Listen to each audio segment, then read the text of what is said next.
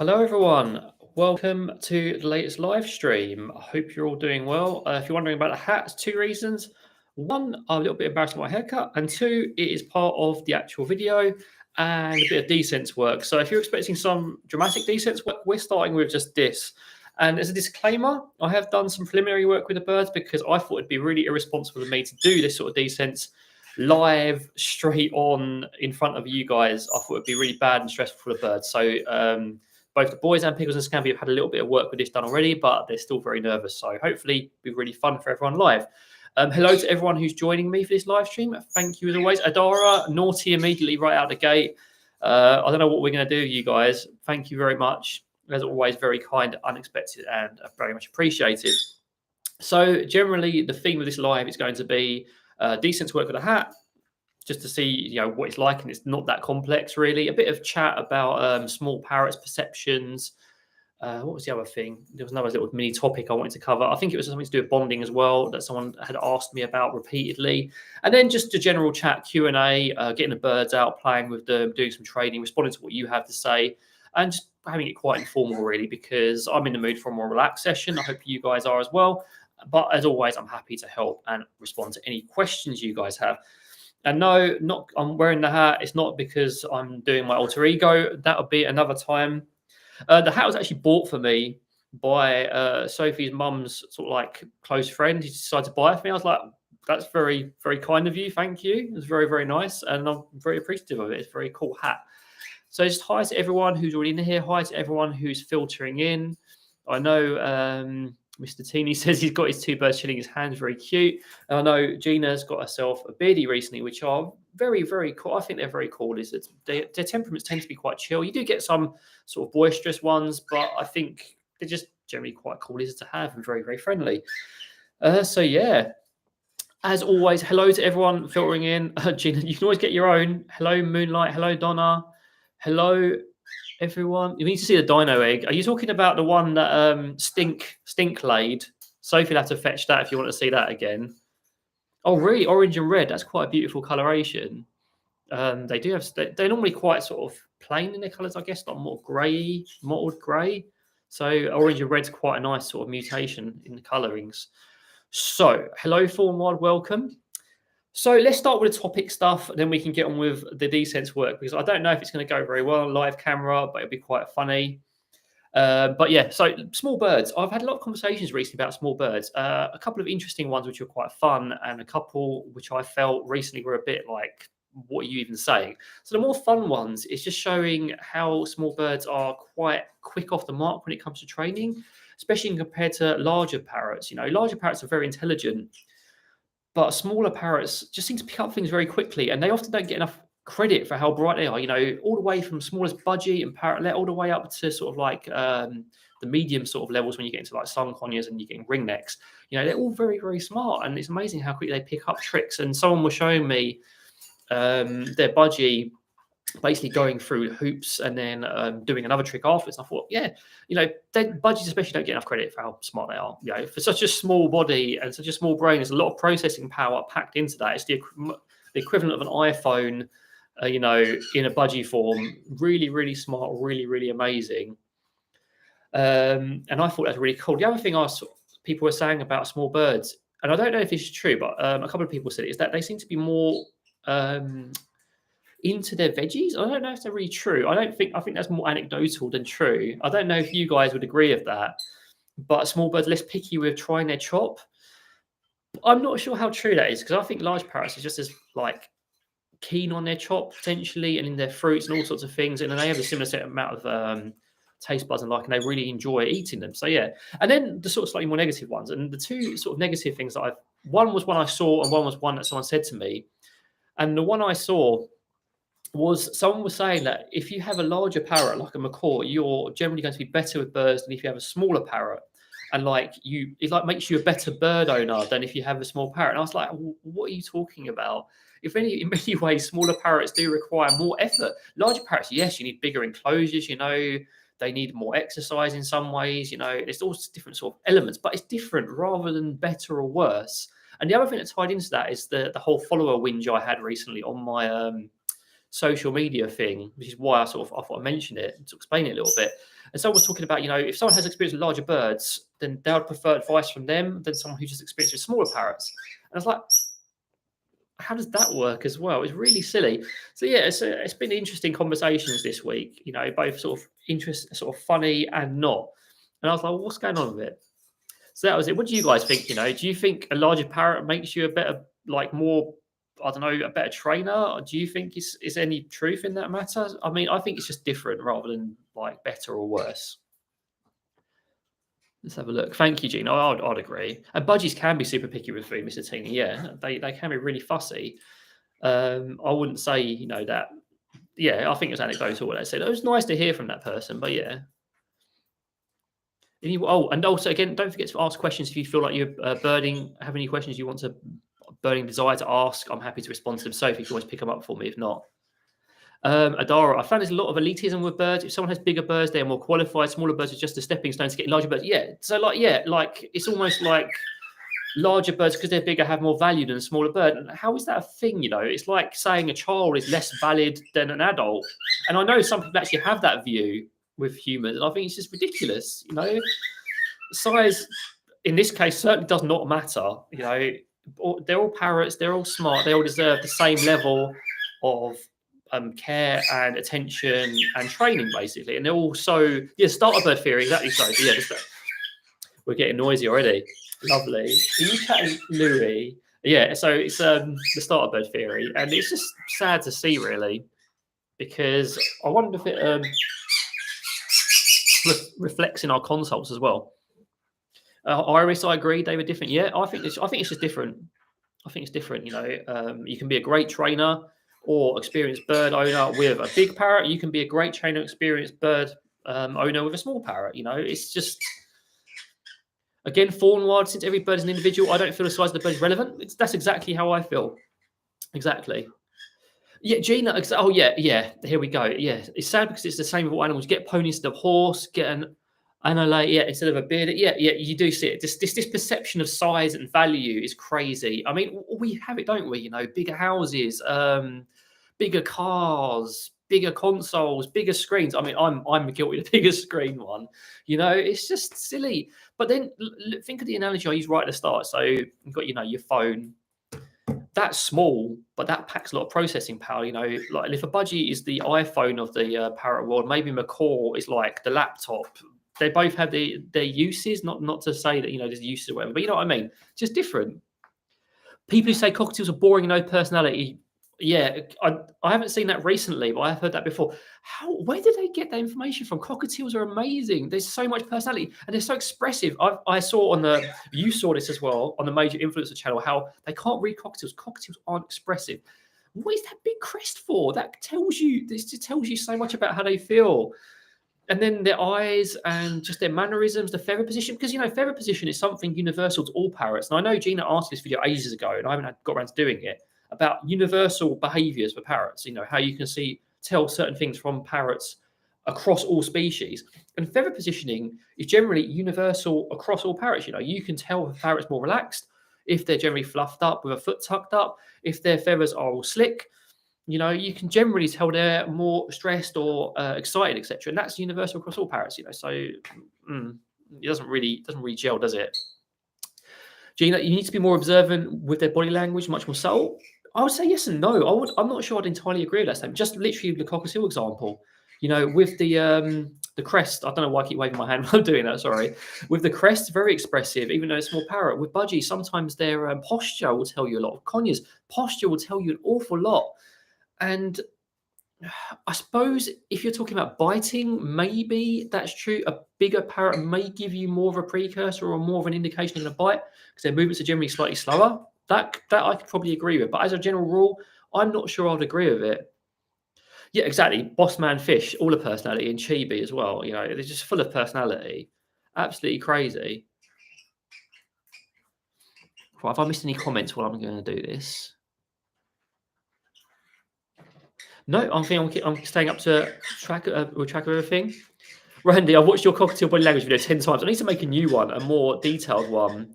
I'd like to sort of like just make it a bit more in depth. It's so difficult to try and get footage of like these guys. Sometimes I like ask people for footage, so I'll try and do it.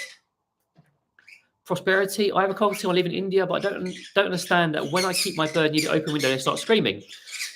So is there something scary outside that window? Are they responding to the sunlight? Are they responding to noise from outside that window? Sorry for Louis, because he's going to chat a lot. He's in that mood. So is there something? So what is good? Look at when you put your parrot next to the window. Look at what they're responding to. Maybe they're chirping to birds outside. Maybe there's something scary out there. Maybe they hear something. Maybe it's even traffic noise scaring them, you know. So, Anne, I often hear people say that small birds aren't real parrots. Geez, I hate that line. When I say have parrots, they are so interesting and surprising. When I show a picture, it's disappointing. So, yeah, like a parrot is only a macaw. You know, that's not a parrot. Some people even say ringnecks like aren't parrots. I've heard it's silly. Oh goodness. All right, so let's not turn this into another rant session. I want to be a more positive, happy chappy today. But I thought I'd discuss it because I thought it was an interesting topic anyway. Oh, yes, the parakeet word. Parakeet is just a descriptive word, you know. It's not really a species, I'd say. Budgies and cockatiels, like especially budgies. Budgies are often, you say you've got a budgie. Oh, you've got a parrot. No, I've got a budgie.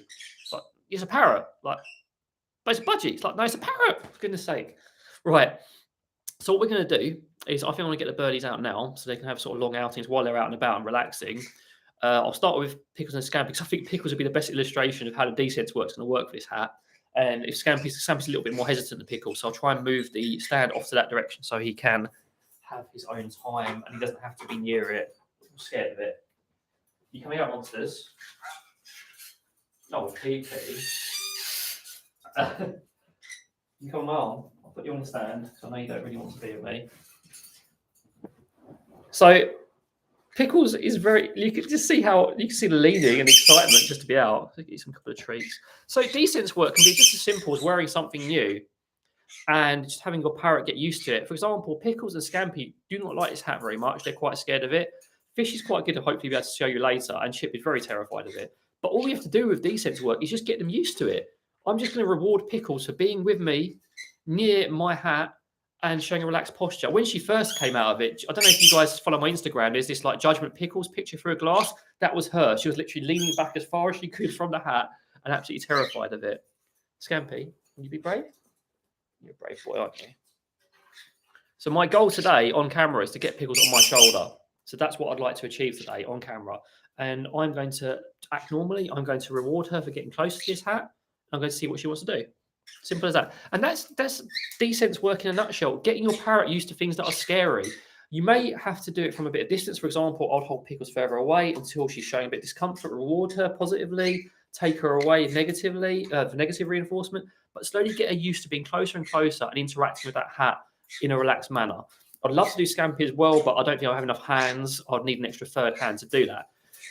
So often when people talk about their parrots being scared of things, you can try. Oh, well, there we go. Well, that's achieved for the day, isn't it? Girl. Well, that didn't take much effort. Maybe it's because this bit's here and that's behind, so she's less scared of it. But when you talk about desense work, people often say their parrots are scared of things. Desense is just getting them used to those things gradually, using various techniques and patience, basically. Oh my goodness, it's going to be a very... Please forgive the noise. Charlie's starting up as well. Sophie, do you want to get him a straw, please? Because you guys will not hear anything. If he starts, they all start, and literally it's going to go to chaos. It's going to go to hell. Yeah, Pickles, she's done now. You see Scampi getting a bit more brave because Pickles is behind me. So anyway, that completely going to be one of those live sessions. Pickles, you coming back here? We're doing the leaning again now. There you go. You can see it. If I approach her at the brim, you can see the leaning. But she's getting much better of it on camera. But I completely lost my flow. Please forgive me. So desense. Desense is basically getting your parrot used to things via positive and negative reinforcement. You know, positive, just rewarding them for being near those things, interacting with those things. Negative, by taking them away from those things or taking those things away when they show calm. You got a little sneak peek of my haircut there, by the way, guys. That's embarrassed me, so I was brave there. I felt I should show you because it will save effort in the future. Shave, pardon the joke there. Yeah, she does do the Michael Jackson lean. I think she wants to go on top of the thingy. You're not going up there. What are you doing? What do you want? If I'm brutally honest, I am quite embarrassed by it because I feel it shows my age. But you know, that's just my personal anxiety or bias. Nothing wrong with it. There we go. But anyway, the purpose of this hat was for twofold: to hide that, but also to do this desense work. So I thought it'd be a great illustration. So I started wearing it around the house just to wear it, basically. And these guys were scared of it, so I thought, why not get them used to it? And I think this is something that people should practice constantly. Desense work is so important in keeping your parrot confident, keeping your parrot happy, and also making them adaptable to changes in the environment. If you're someone who wears jewelry, if you're someone who changes your nails, if you're someone who paints like me, sometimes I paint on my fingers, you want your parrot to be okay with that, not to be scared of it, not wanting to bite it. Let's see if we can get Scampy. He's quite nervous. Yeah, he's much worse. We're doing our best. Can you come in? Big boy. The problem is the brim's right there, so he's... Work back to front like a skater. Yeah, skater boy. But that's all I wanted to say really about the desense. I hope it kind of... oh, okay, sorry. Let me have a look at Jennifer's comments. Some of the comments here. Okay, so Jennifer made a good point. Jennifer, desensitization can be really difficult, especially for birds as they get older. I was able to desensitize my cockatiel as a baby to the vacuum in a slowly methodical way. That is true to an extent. As parrots get older, like humans, they become slightly less adaptable, especially if their younger experiences wasn't very diverse. But if you can get your parrot used to different changes when they're younger, it makes life a lot easier when they're older. Harness training is probably the best example of that. If your parrot gets used to a harness when they're very small, they'll be used to the harness when they're older. And it's not to say you can't do it when they're older as well. You can teach an old parrot new tricks. I've done videos on it. It's very true. Parrots can learn, parrots can adapt, and old parrots, you just have to work in exactly the same way with them. It may just take a bit more time. And then once you get that sort of snowball rolling, it helps with them too. Yeah, use it. That's Jennifer, that's perfect. You know, recording the sound of a vacuum and then play the sound for her, get used to it, then, you know, basically bringing the vacuum closer and closer. Great. You know, it's much better. Some trainers recommend shock tactics, you know, bring it in, you get used to it, whatever. It's flooding your parrot with sensory overload. I think that's going to cause more harm than good. You may see a learned helplessness response. If the parrot's young, they may just adapt to it because they have no choice. But I feel it's not very beneficial at all. And yeah, it's a rubbish way of doing it. That's a very polite way of saying it. So let's have a look. So let's talk about Donna. Donna, hey, I was wondering if you have any tips for convincing my cockatiel to taste fruits and vegetables without running away from them. We're actually talking about, Donna, your cockatiel may be scared of those fruits and vegetables initially. So you may have to desensitize them to those fruits and vegetables, get them used to going close to them, rewarding them for interacting them. The best way maybe would be like a lettuce leaf. Our cockatiels love just chewing them. Herbs are a good way, fresh herbs. Sprinkling millet over certain bits of vegetable can help as well. That's kind of how we introduced ours. Broccoli's an easy one as well. You can like basically grate broccoli. So the little bits on top look like seeds and then mix that in with some seed. All of these are great ways, but you might have to desensitize them. You might have to keep just persevering and trying them. You can try hand feeding, as Jennifer says. You can try eating at the same time. There's loads of different ways you can get your cockatiels to try veggies. Fruits for cockatiels, I'd say, are a lot less important, by the way. It's not, they eat some in the natural diet, but it's not really a big part. So I'd focus more on the veggies, the sprouted items, soaked items, and then maybe if you want to give them a bit of fruit, like fish will have a bit of banana once in a while. That's basically it. He will try a little bit. So it really does vary on individual as well. Try it, lots of different things. Yeah, shock tactics are terrible. They just don't work. I'm not a fan of them at all. Hopefully those tips will work. I do have a getting your cockatiel to eat veggies video. Sophie also has a similar video on her channel if you want sort of like a more like talked out version of that. Pickles pee. There we go. Oh, this is safe juice, by the way. It's just a bit of cranberry. I thought I'd lure her over. Look, she's quite close to my hat here. She's like, is the hat going to get me? Is the hat going to get me while I have my juice? Because every time I go on live stream, Pickles demands juice. I thought, why not allow her to actually have something? I'm going to have some seed crust in my... she noticed it. She noticed it. She's like, I'm done. Hi, Carrie. Welcome. Thank you for joining us. Very nice. So that basically brings me to the end of the desense bit. So it's just going to be birdie chaos and chat. So if you have any more questions, feel free. If you have anything you want to discuss or bring up a topic to chat, I'm open. I want to be quite relaxed with this live stream and have a good time. Scampy wants juice. Do you want some juice as well? Will you be brave? Will you be a brave man? If I turn my head like that, maybe? No, he just wants his mama. Mm. He's a silly boy. Maybe later. Poor little guy. Yeah, he's a lot more nervous. All I've achieved with Scampy so far is holding him on my hand about that far away. And as you say, every bird's an individual. They will go at different paces. We'll hopefully see what Fish and Chips' reactions are later as well. It'll be quite interesting seeing the difference between the two personalities there as well. Crush freeze dried fruits, sprinkle on a chop. Yeah, you can do that. We use raspberry occasionally as well. That works quite well. Very natural bird household going on here. I was just thinking of any other sort of topics because there's usually like a spam of questions I have to catch up with, but it's quite quiet today. So let me think. Oh yes, literally about to say it. So we've got a pet parrot gathering coming up. If you're in the UK, feel free to check out my video on that. It's coming up soon. You can meet us in person. We'll be giving live talks there as well. I'll be talking about training. Sophie will be talking about bonding and confidence building, much like we're doing now. Do you want this drinking or not, Scampy? Oh, we're being brave. So we do. Come on, you can have some. I'll hold you a bit further away. Come on. Turn my head away. Oh, little man. He just couldn't bring himself to do it. So yeah, we'll be there. We're giving talks. And if you can't attend, you brave boy, right in. I need to reward you. This is good for you. You're a brave boy. If you can't attend, we will be doing the talks as one-off live sessions. They will be paid. Although if you're a patron or a channel member, there'll be a heavy discount. Or if you're a top tier patron, it'll be free as usual. So we value all of you guys. We want to give you perks for being our patrons and members. So yeah, we'll be doing them. And after that, if you can't attend those, we'll be doing this pre-recorded sessions as well. So you can watch them back whenever you want. And they'll be basically as cheap as we can make them. So we want to make them as accessible to everyone. But yeah, hopefully it'll be fun. Hopefully maybe someone will recognize us. We can have lots of fun there. It's been ages since we've been to a parrot event because of COVID. It's sort of like shut it all down. And it'll be interesting to interact with other people, and see what people think of us, what people think of our talks, and just see what other people do with their parrots. Maybe meet them in person. Someone asked if we're bringing ours. No, we've got a very long train ride, and we wouldn't put our parrots through that train ride. It's just we're getting up at 4 a.m. I wouldn't do that to our parrots. So we're having someone pop in, my neighbour pop in to look after them, check in on them, make sure they're happy and relaxed. If you want this, you know where you have to go. If you want to be brave. Oh, good boy.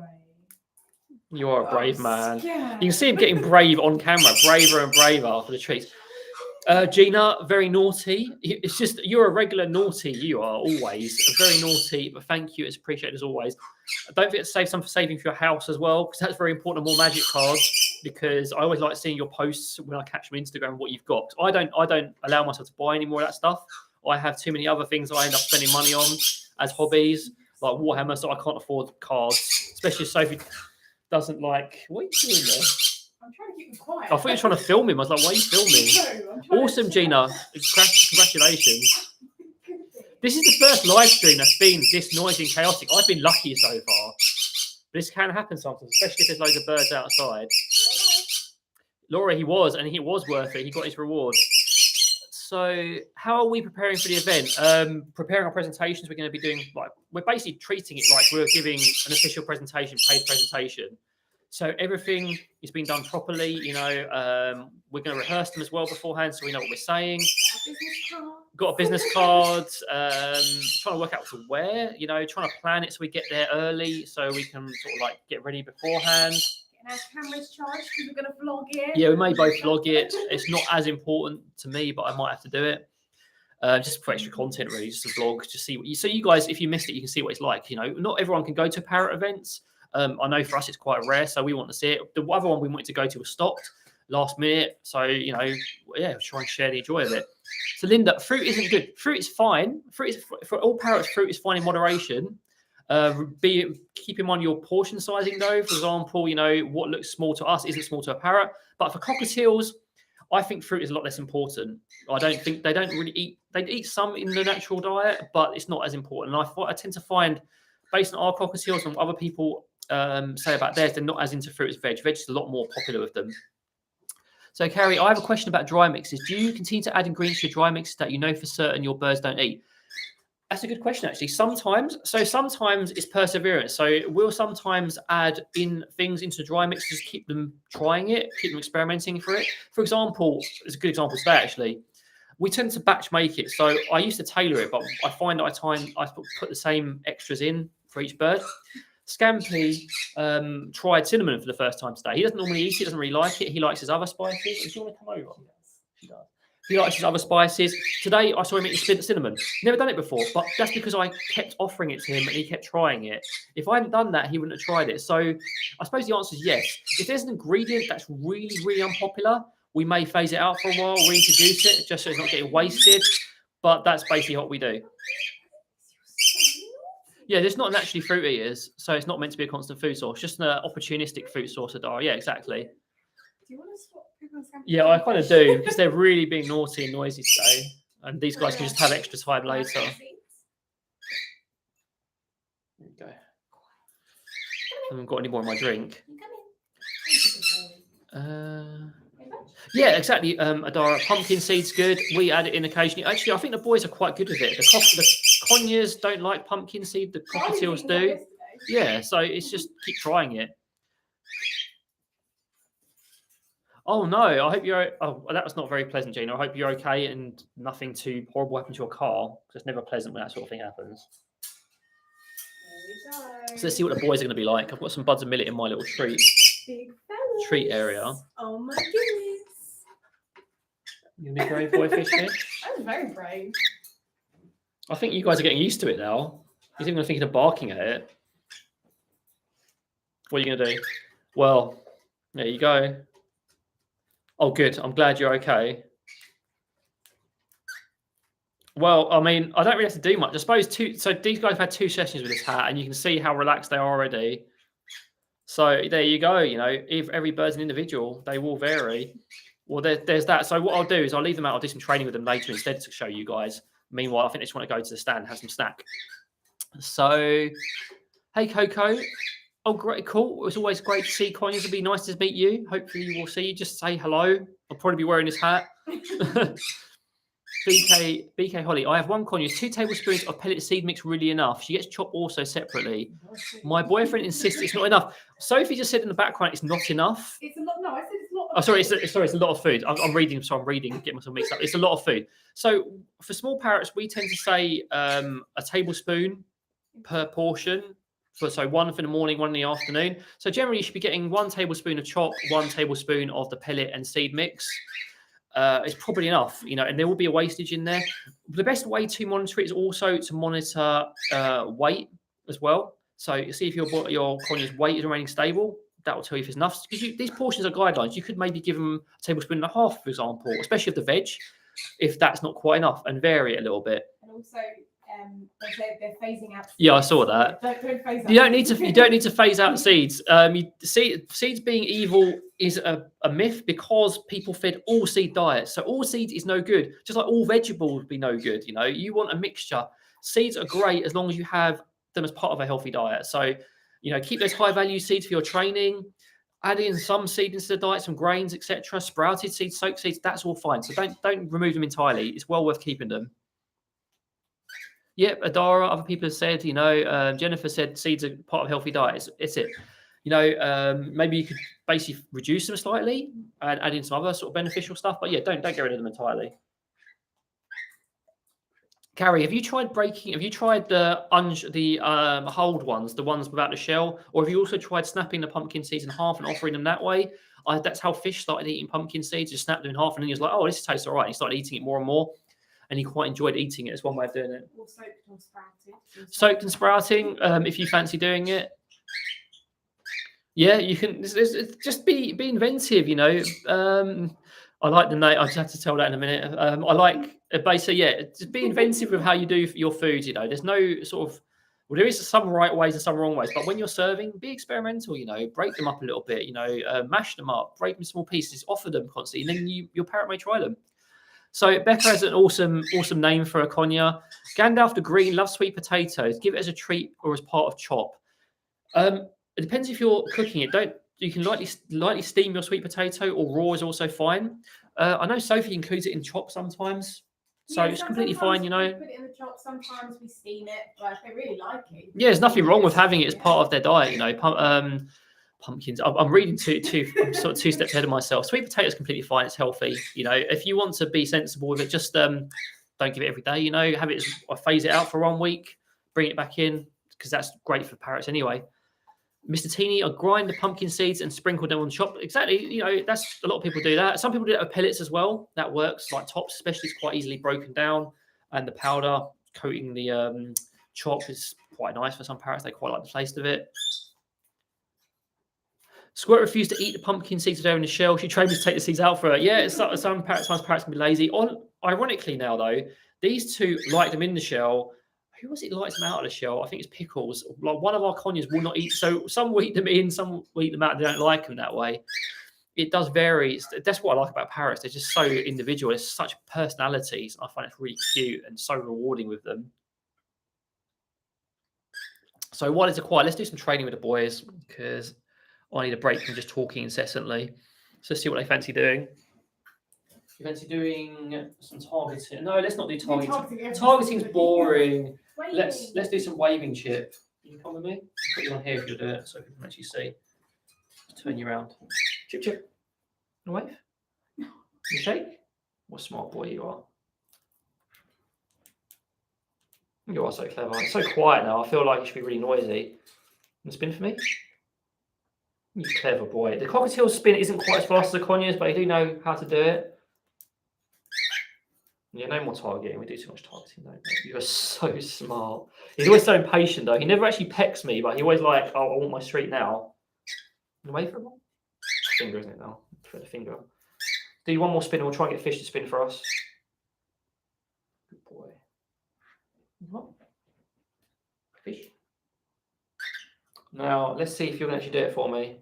Fish. Kinda half spin. We'll try 1 more time now. Let you go back to your snacks. Just want to break up the session a little bit. Spin. Good boy. Aren't you brave? You're so clever with the hat as well. Let's see, cockatiels and their personalities and how brave and smart they are. I really love them. They're so smart. Jennifer, you can do that. It's also a reasonable idea. A lot of people do that with fresh pumpkin. It's just like, so you're not wasting bits, basically. Chip's favourite carry. He does look like he has a little vest on, Schwartz. Yeah, I do like his little vest. I like Fish's colours because he's kind of traditional, but then he has those little patches on the back of his neck, which makes him look a little bit different. Oh wow, Adara, so that'll keep you busy.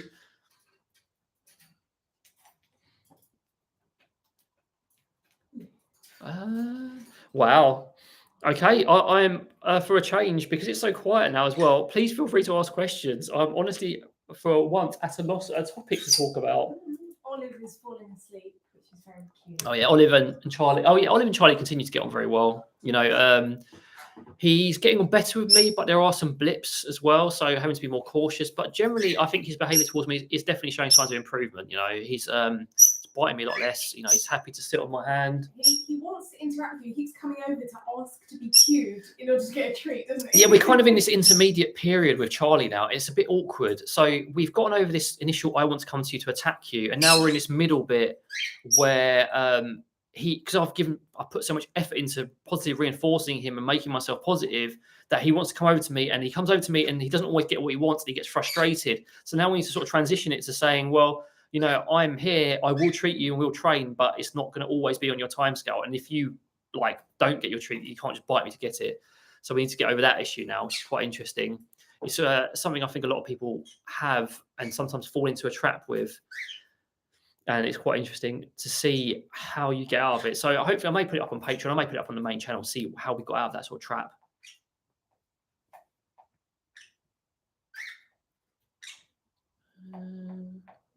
Yeah, I have the same, Adara. Sometimes, when I watch stuff, I always have questions, and it's like, what do I ask? Can fish and chip do a flip? No, fish and chip don't flip. They we should actually try training it one day. I've done a few initial sessions and Chip was like, I don't fancy it. Yeah. I mean, with chip and fish, they're very smart in other ways. So I may be worth experimenting with, trying to train it. There's a couple of other. I want to do some color recognition with Chip as well, because I think it's got a lot of potential there. We sort of like wheeled out some of the old toys I haven't played with in ages, and they knew exactly what to do. So they definitely know what to do. Carrier. I took Twig in my bedroom yesterday, and he got a bit too comfortable with my pillow. Lunged at me when I tried to get him to step up. Should I avoid him having in my bedroom?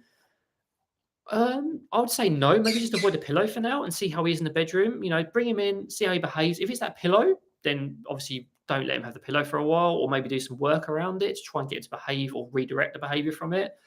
If it's the bedroom entirely, maybe again try and do some work to build it up, or just watch for those areas that are troublesome areas and cause trouble and anxiety or hormonal behavior.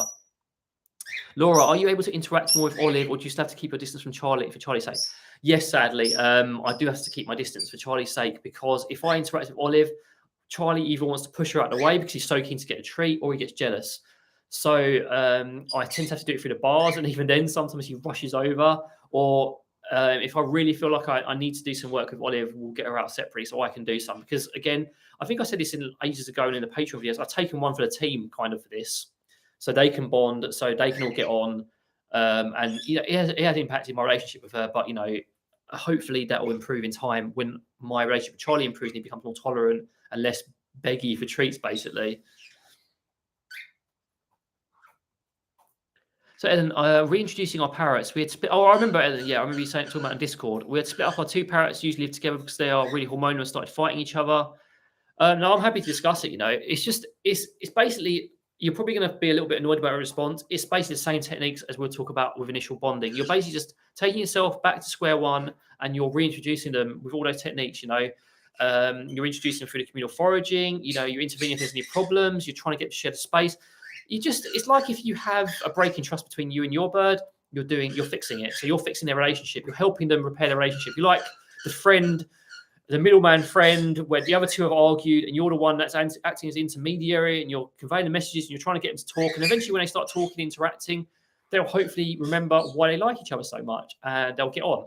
Because with your birds, you know that they'll get on because they have in the past. So it's just getting back to that point, and it may take some time, but have the confidence to do it and just keep trying. You may have to cage them separately in the interim. I can't remember what the last update was on that.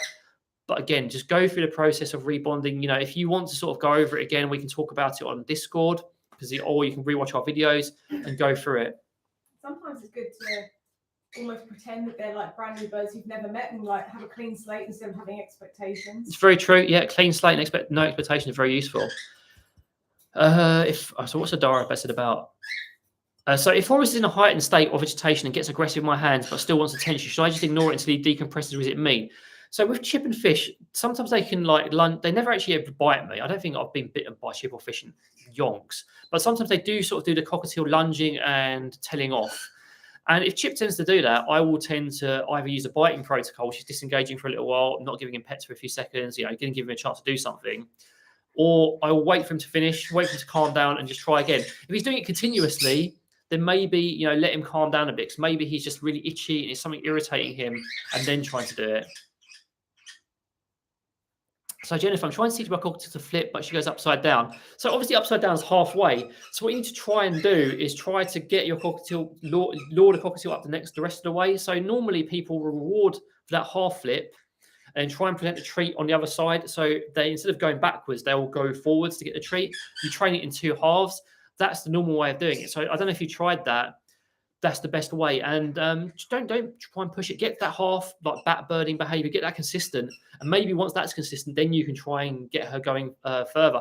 The other thing you can do is try and get her duration trained for hanging there. So get her used to hanging there for a little while. Then once she's not used to being there for a while, she won't be as inclined to fly away. So then you can bring her the rest of the way and try and train the rest of the behavior. So many new crest feathers coming in for our boys as well. Yeah, Chip still has his short crest, and some molts last for ages. You know, people seem to think that molts just, you know, they're done really quickly. They can go on for ages. Chip and fish been molting for ages. You have some very harsh, brutal molts where there's just like the bird just like loses everything and then it just comes back. But most of them do take a little bit of time. Ellen, I understand. When would I start? When they've calmed down, less hormonal. Um, you can start. You can start really promptly. There's some exercises you can do that don't involve too much direct contact. You see them in the videos, like maybe I can't remember the cages up again, like moving the cages together, having opposite ends of the room. It all depends on how they behave. If you can work on the hormones at the same time, that'd be very helpful, and it probably would help. But if you can get more tolerant of each other while they're hormonal, that will probably help too, because you are going to have hormone spikes in their lifetime. It's natural for parrots. It's all about us moderating them, managing them, and making sure that hormones aren't such a big factor in their lives. So, Carrie, I want to thank you, David and Sophie, for alerting us to molting weight gain. It's really helped me not to freak out. Yeah, it's an interesting thing for us. We'll continue monitoring of our birds to see if it's actually a thing. If any of you guys notice it, let me know, because I'm curious if it's a theme. A couple of other people have mentioned it, so I'd like to think it's a bit more than anecdotal evidence at this point, but it could just be coincidental with a bunch of sort of the small sample size we've had.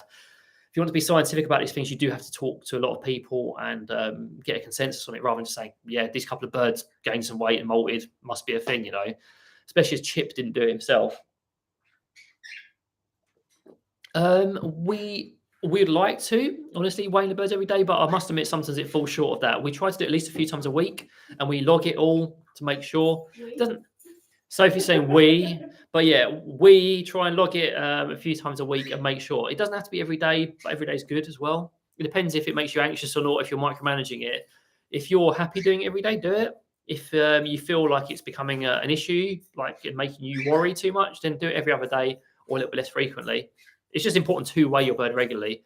Even once a week is still worth it, because you're getting a picture of your bird's weight. Just make sure the time's consistent as well. It's always important. So, Mr. Teeny, Chickie's been gaining a lot of weight after the molts are now over.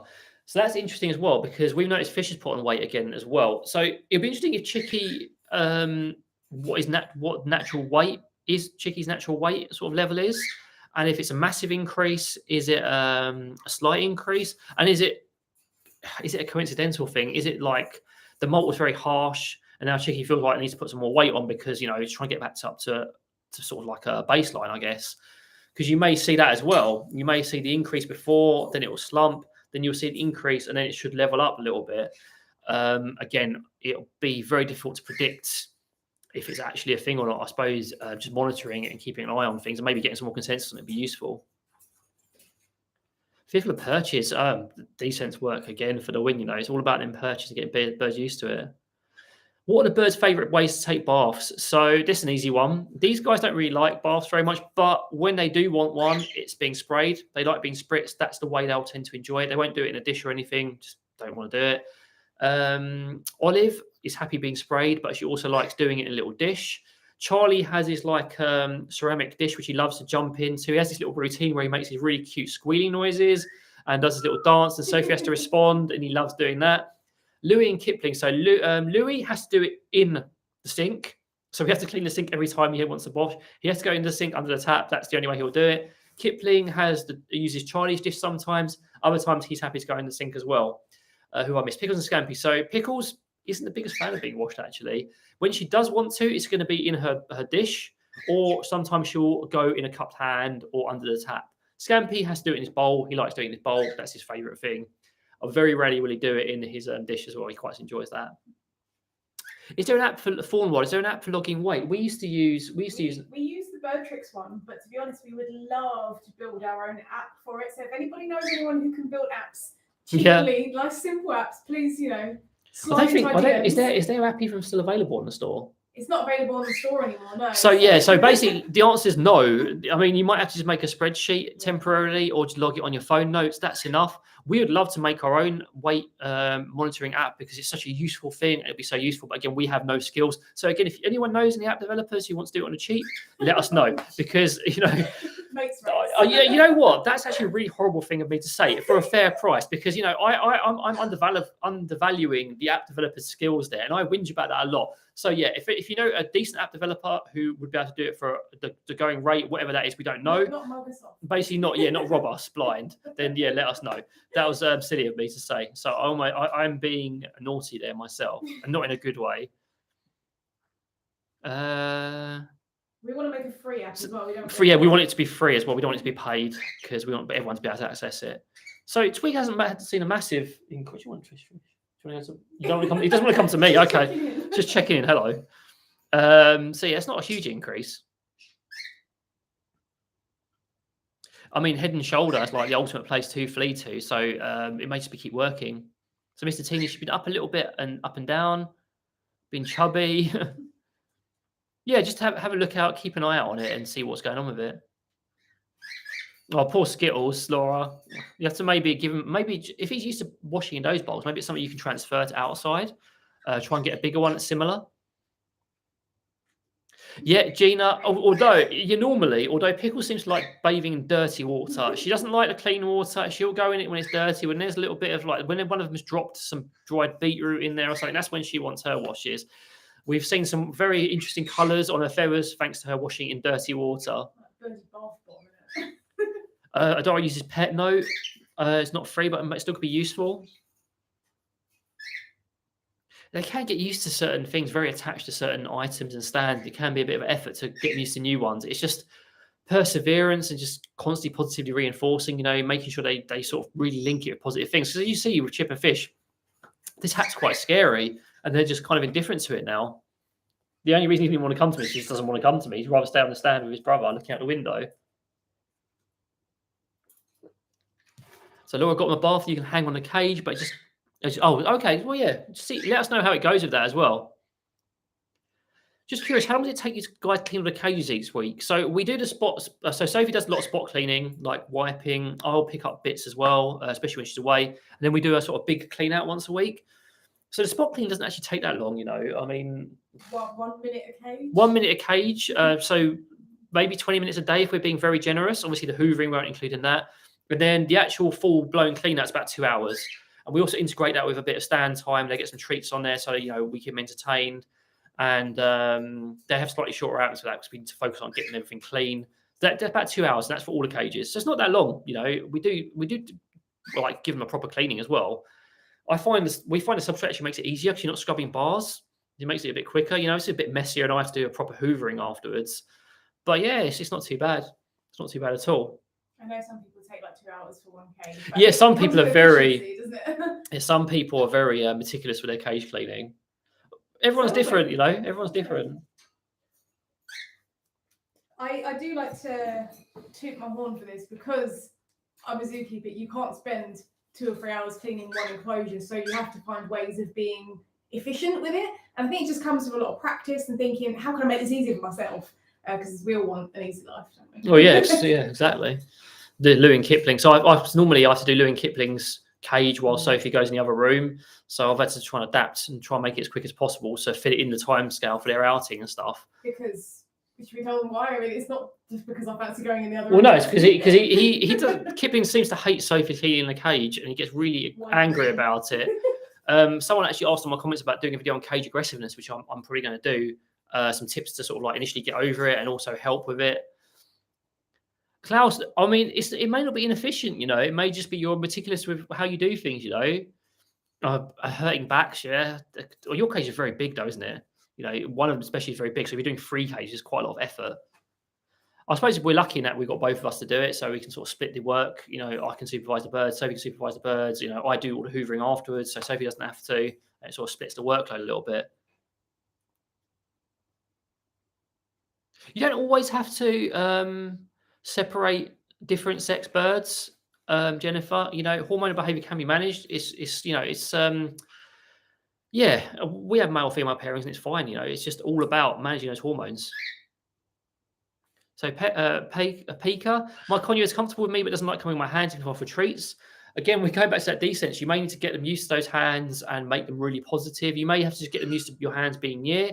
Hands are a big issue of a lot of birds due to past experience. Maybe the breeder was a bit rough with them, maybe to a break in trust. I did a live specifically on that a while back because it's such a big issue. So you do have to be careful with how hands are seen by your birds and, make sure that they are really positive. So, just keep working at it in the same way, keep your hand, you can try, there's a really old school technique I actually like, and that's keeping your hand still near your bird or in the cage. let them come up to it. You can have a bit of treat pinched in between your fingers. You can target them over your hand. These are good ways of desensitizing your birds to your hands and not getting to react to them.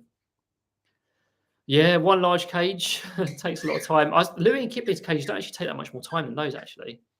It helps that it's new as well. Yeah, it's less dirty, yeah. Laura, I use a steamer. It's easy. It's easy to get paranoid and worried that we're not doing enough as bird parents. You know, it's about like having a baseline and saying, not like being lazy and being like, this is enough, I can't be bothered, but saying, look, this is clean. I can see it's done. You know, maybe like a tiny stain on the edge of the cage, but that's fine. I can wipe it later. You know, having a sort of level where you're just like, right, it's okay. They're not going to get any harm from it. I've scrubbed everything. It's sanitary. It's fine. Yeah, and then you have the other extreme where people just don't clean any of it up. And we saw a big YouTuber who just doesn't clean, and they have staff just saying, we don't have staff and we keep our cages very clean. It's a lot easier when you just keep on top of it. Yeah, keep it spot cleaning. A spot cleaning is our biggest tip, I think. Just spot clean. If you see something, do it in little bits. It spreads out the workload rather than doing everything in one big blitz. Sting Emporia, very naughty. Thank you very much. I love the little marching lemon and lime. I think it is. I'm lemon. I love the little emojis. Very cute. Thank you very much. It's much appreciated. Very naughty. Yeah, it just takes time, especially when a bird's new to the house. You know, getting used to hands is different. There's a different sort of spot cleaning, just spot cleaning. But even though Sophie doesn't notice, I do the same. She'd probably say, "Oh, I do it all," but I pick up bits if I see it. Like if I see a bit of stuff, I'll just deal with it, or I'll wipe something on the edge of the cage. It just saves so much effort. Can I give people a tip? Sophie wants to give you a tip. I'm off camera because I am wearing my pajamas. I know you've already seen me already, but here we are. The football shirt as well. But if you want to do the cage bars quickly, what we like to do is get like an old dishcloth or some kitchen roll, kitchen towel, whatever. Drench it in like F10 and just shoo up and down the bars, like super speedy, quick with a bit of force. And then your bars are done. You don't have to scrub it with a toothbrush and like every tiny little bit over and over again. If you do that regularly, you'll keep on top of it with the dust from the cocktails or You got caught on the jumper. This jumper's a nightmare for that. Yeah, that's why I don't wear it very often, only for filming really, because it's got very wide fibres. Probably means that he's due for a trim as well. So I'm going to be on for another maybe 10 minutes, maybe a little bit more, a little bit less around that. So any burning questions, please feel free to let me know. So let's catch up a little bit. So I know Randy's asked a question. I'm struggling with one of my birds, randomly biting my fingers, but prefers my hand over everyone else. Just randomly bites fingers, especially if I move my fingers. Was there anything else to that? So they do that, especially if you're moving them, because they like a stable perch. So if your bird's sitting in your hand and you start wiggling your fingers, fish and chip aren't too bad. Chip, only if he's irritated, will do it. Again, you can get them used to moving your fingers. Again, back to that desense, do some training work so they feel more stable in your hand and more confident on there. Yeah, randomly biting fingers, it generally with cockatiels tends to be due to movement. If you suddenly move or wiggle your fingers, that's going to trigger a bite or a nibble. These guys never actually bite anymore. It's so rare, and I'm really proud of them because they're so good with it. You know, even if I push their boundaries, sometimes they'll be quite well behaved with me. Laura, very naughty. Thank you very much. It's always appreciated. Never expected, but always appreciated. Thank you very much. It's much appreciated again. Where are we? Any tips of getting the bird from Holly? Getting the bird on the scale. If you haven't got a perch for your scale, that'd be highly recommended. Get a little perch for the scale. That makes life a lot easier. Getting a bird straight onto the scale can sometimes skew the result of the weight as well. So having a reliable scale makes things a heck of a lot easier and more useful. That is the best way of doing things. So yeah, that'll be my advice. Get a scale and then just go through the process. You know, lots of positive reinforcement, get them used to being near it, even having the scale on the floor so you can just approach it and peck it, then get the perch on top, get used to that, and then just take it in small steps. This isn't to be patronizing or rude to anyone, because I just want to say it's not rocket science. It's just small increments. And a lot of people seem to get confused and worried about the end result and picture the end result. Just take things in very small steps and you'll generally get there. And there's no step too small. If it takes a bit longer for your bird, no shame in it. It just takes a bit longer. You know, every bird's individual. Easiest way to do it. Has Laura been naughty twice? Or was it just once? Oh, goodness. Klaus, it's like last minute naughtiness. I was being like, okay, there's not going to be much. And everyone's like just doing it. Klaus, very naughty, cheeky. Thank you very much. Much appreciated, as always. Don't forget, guys, don't forget to use emojis if you want to. I'll definitely call them out because I think they're very cute. Just once, Laura, thank you. Thank you very much, all of you guys, as always. Lots of naughty club members. Everyone loves being naughty. I think if it was one of you guys, I'd probably be naughty for you guys because it's just because it's you, and we just it's what's been quite nice as well is when I started YouTube, I had this perspective that I should be like removed almost, and I felt a sense of detachment would be useful, and I didn't want to get too close to people. But Discord has kind of changed that a little bit. You know, I've gotten to know a lot of you via Discord and Patreon. I've sort of know a little bit about, a lot more about your birds, which I love, a bit about your personalities, your hobbies. And that's been quite nice. It's like, as we said, growing community on there. And I like the fact that it is a close community, even though that probably annoys some people because it is paywall affected, even though the paywall's only like 99p.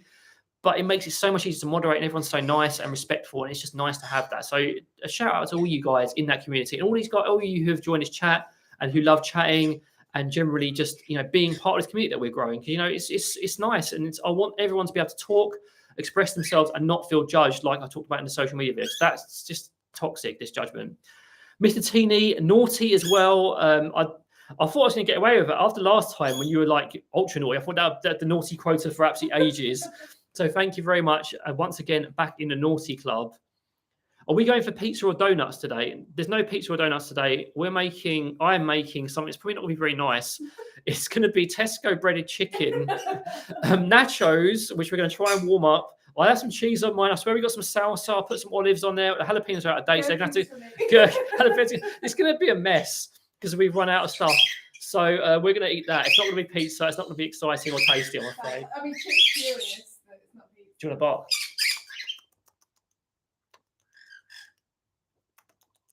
Eating birds.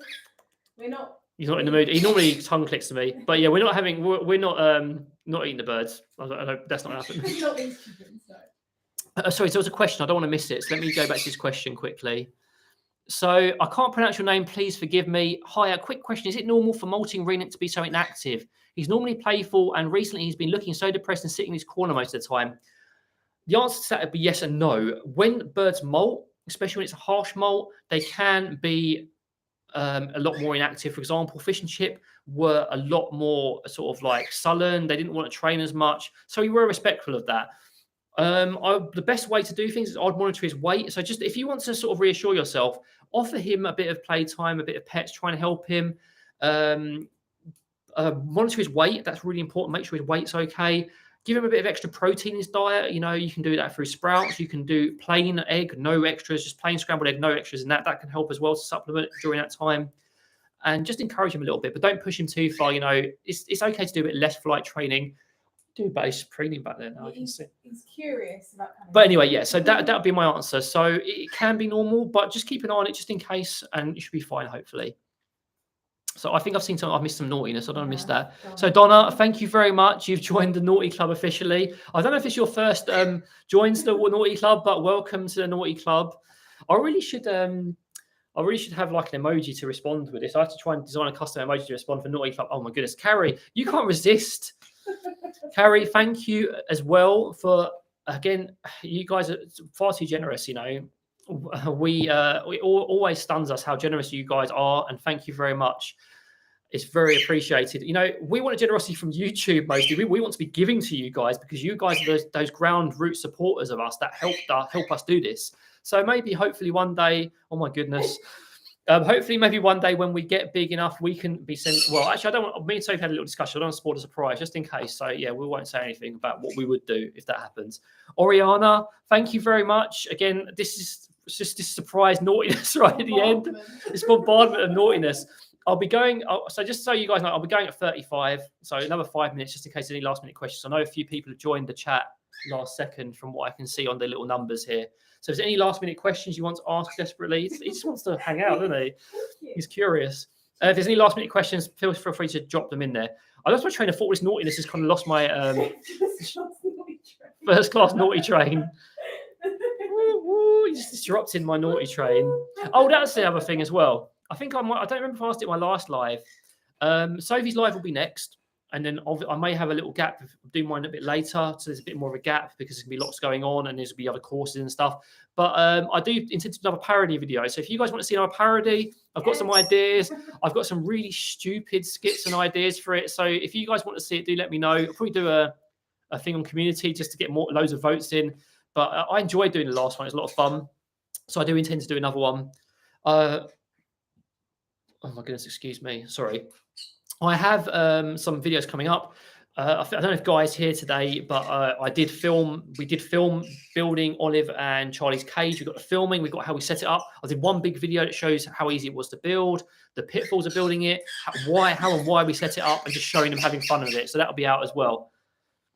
Don't worry, Oriana. Thank you. You know, it's very, very, very kind. We love parrotlets. They're very adorable. We've had discussion right at the start. We love all sorts of parrots of all sizes. They're all absolutely adorable.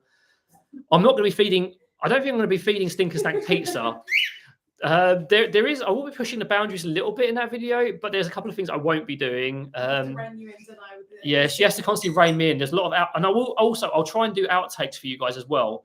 I'm not sure if I'll be able to put them on public YouTube, so I may have to find a way of doing it another way. Because I may swear or something in them and I don't want to get in trouble. So yeah, or I'll bleep myself. So yeah, I will do outtakes, whether it'll be on Patreon or just as a link for people to view on some random hosting sites. I don't really care. You know, I want everyone to see it's funny. I'll do that as well for you guys. Right. Do you want to pop the boys back in before we start wrapping things up, just so they can relax? So see if they can say goodbye. Oh, Chip. Chip's just having a nap. But here's me ranting, and Chip's just sat in the background, just tucking his foot up and having a nap up there. What an adorable little monster. He's a furious monster. I'll probably use the same rap song in the background because I thought it was quite apt for the cocktail tutor. I thought it was very funny. Hello, big man. See you later. He's just telling me off for wearing a hat, and off he goes. She's doing a poop. It's all kicking off at the end. So yeah. We'll do lots of that, and I will probably bleep myself. I'll try and use some random silly sound effects as well, just for you guys to enjoy. Stinker Stank will be back. Definitely Stink. The little budgie's very cute. It's one of my favourite little plushies. I don't really want to take it with I be honest. I might have to take something else with us for demos, because I was thinking about someone offered at this event to give us a live bird to use. And I thought, well, that's not really going to work, especially if they don't know me. They're maybe scared of the hat. They haven't got used to me. That could really go wrong. So I have to wait and see. So I have to bring a backup plan of like a target stick and a demo bird, because I think it's a lot safer. If it was one of our own birds and we could actually bring them safely without a massive train journey, then that would be great. But yeah, can't really get away with it, can we? I think it's going to be a demo bird. And I think Stank is too big, the cockatiel. I'll never be. It's too heavy. It's a doorstop. I bought it as a gift for Sophie because I thought it was cute. It's too heavy. And I wouldn't risk Stink, so I have to find something else. How long is the train ride? It's like three and a half hours. Door to door, it's probably like 3.5 hours. 3.5 hours we're talking. Each way. So it's quite a long one, but hopefully it'll be worth it, and hopefully people get benefit out of it. It has sort of encouraged us to sort of do some work effectively, because obviously as we're offering them to you afterwards, it's basically just us producing courses, you know, that people have been asking for. So it's encouraged us to sort of pull the finger out and get on with it, basically. So, you know, hopefully you guys will enjoy it as well.